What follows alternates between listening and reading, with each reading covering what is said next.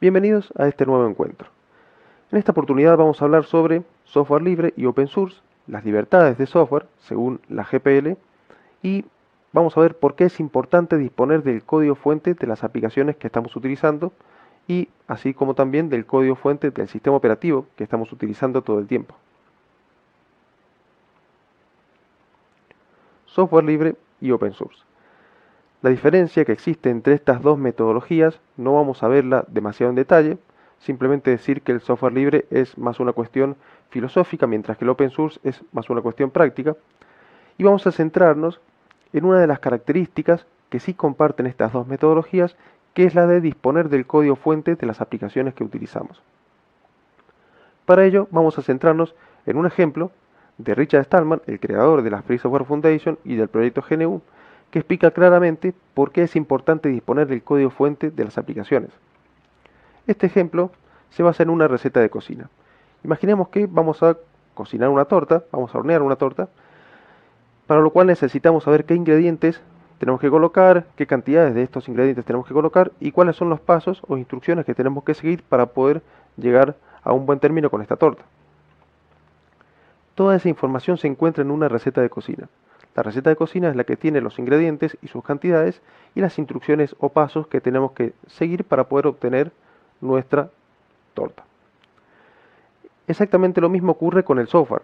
Nosotros cuando vamos a utilizar una aplicación simplemente utilizamos el programa, pero ese programa surge en base a un código fuente que un programador escribió para poder hacer que la computadora haga algo específico como lo que hace ese programa, ese software. Ese código que escribe el programador se denomina código fuente. Son las líneas o instrucciones junto con las variables, junto con el uso de memoria, junto con las estructuras de control que utiliza el programador para poder decirle a la computadora cómo tiene que hacer cierta y determinada tarea. Esa tarea no es ni más ni menos que una aplicación o un programa. Entonces, haciendo la analogía con la receta de la cocina, el software, el código fuente del software, viene a ser la parte de la receta, las instrucciones que sigue la computadora para poder generar nuestra aplicación o para poder armar nuestra aplicación en memoria para que nosotros podamos utilizarla sin ningún problema. Ahora bien, disponer de la aplicación y no disponer del código fuente sería más o menos como disponer de la torta y no disponer de la receta que genera esa torta. Esa es la filosofía del software cerrado, totalmente contraria a la del software libre o a la del open source. El software cerrado nos permite a nosotros tener una torta pero no tener la receta. Es como si nosotros dependiéramos del fabricante de la torta para poder obtener nuevas versiones de esa torta o nuevas o más cantidad de tortas. En el caso del software, nosotros podríamos utilizar nuestra aplicación, como ocurre por ejemplo con software privativo o software cerrado, como Microsoft Windows, como los paquetes de ofimática de Office, Internet Explorer y demás. Nosotros tenemos la aplicación, pero no disponemos del código fuente que generó esa aplicación. El código existe, lo tienen los programadores de la empresa que desarrolló la aplicación, pero no nos da ese código fuente. Por lo tanto, nosotros, si bien podemos utilizar la aplicación, no sabemos qué es lo que está haciendo internamente, ni cómo lo hace. Sería más o menos como tener nuestra torta, pero no disponer de la receta que generó esa torta.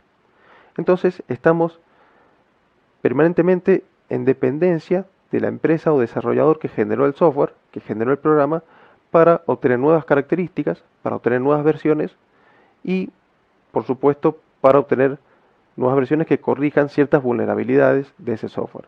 Ese sería el caso del software cerrado. Sería impensable disponer de una aplicación sin tener su código fuente. Esto nos lleva a mencionar las libertades de software. ¿Qué son las libertades de software? Para eso tenemos que introducir algunas de las organizaciones y conceptos fundamentales de las 4 libertades de software que estamos utilizando en software libre en general. El primero, la Free Software Foundation, la Fundación de Software Libre, fsf.org, es la organización liderada por Richard Stallman que comenzó con todo el desarrollo del software libre, la libertad de software y las licencias. El proyecto GNU, el proyecto que de alguna forma da origen a los sistemas operativos abiertos, que luego Linux formaría parte, y las licencias de software, principalmente la licencia GPL, que es la licencia fundamental de software libre en la actualidad. Si bien tenemos otras licencias con más o menos restricciones, la principal, la que nos define las 4 libertades, es la licencia GPL. ¿Cuáles son estas 4 libertades de software? La primera libertad de software es la libertad número 0, la libertad de uso. La libertad de uso hace referencia a que nosotros, utilizando una aplicación, podemos usarla con cualquier propósito. Es decir, si nosotros tenemos el software, podemos usarlo con fines educativos, con fines personales, fines comerciales, con fines militares, con el fin que uno quiera. En realidad, si el software es libre, nosotros podemos hacer lo que quisiéramos con ese software. Por otro lado, tenemos la libertad número 1, la libertad de estudio, que es la libertad de poder estudiar cómo funciona internamente el programa para poder modificarlo y adaptarlo a nuestras necesidades. La libertad de estudio requiere sí o sí que nosotros dispongamos del código fuente de la aplicación, porque no tenemos otra forma de verlo si no es con el código fuente analizando la estructura interna del programa. La siguiente libertad es la libertad número 2, es la libertad de mejorar el software, es decir, mejorar el programa y poder publicar estas mejoras, hacer públicas las mejoras del software. Si disponemos del código fuente de la aplicación, si sabemos que esa aplicación puede ser mejorada, si nosotros necesitamos otra utilidad para la aplicación o tenemos que cubrir alguna necesidad que tenemos que la aplicación no cubre y sabemos cómo está programada y podemos entender y modificar ese código fuente, nosotros podemos hacerlo porque la libertad número 2 nos lo provee. Podemos editar el código fuente, recompilar la aplicación, generar una nueva versión de la aplicación, una versión personal, y podemos incluso publicar esas mejoras, hacer públicas las mejoras para que algún otro usuario se beneficie. Y la libertad de distribución de la aplicación es la libertad que tenemos para poder distribuir copias del programa y poder ayudar de esta forma a otros usuarios. El software libre permite que nosotros podamos copiar el programa a otros usuarios, a terceros que necesiten, que estén teniendo la necesidad que puede ser solucionada con ese programa, sin ningún tipo de inconvenientes. No tenemos ninguna restricción legal que nos impida a nosotros poder copiar ese programa libremente. Si el software cumple estas 4 libertades, decimos que es software libre.